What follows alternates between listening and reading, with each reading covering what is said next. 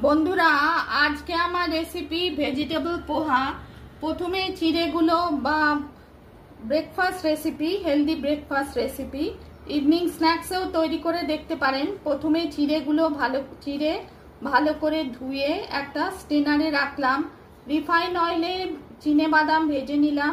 তারপর বিভিন্ন ভেজিটেবল, গাজর, ক্যাপসিকাম, তারপর মটর রিফাইন অয়েলে নেড়ে সর্ষে কারি পাতা ফোড়ন দিয়ে পোহাটা বা চিড়েটাকে ওই সবজির সঙ্গে নেড়ে নিয়ে নুন, হলুদ, কাশ্মীরি মির্চ, কাঁচা লঙ্কা দিয়ে নেড়ে তারপর নেড়ে চেড়ে তৈরি করলাম ভেজিটেবল পোহা।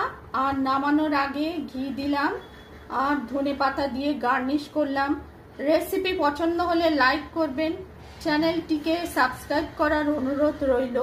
টেস্টি হেলদি ভেজিটেবল পোহা ব্রেকফাস্ট রেসিপি ইভিনিং স্ন্যাক্সেও তৈরি করে দেখতে পারেন।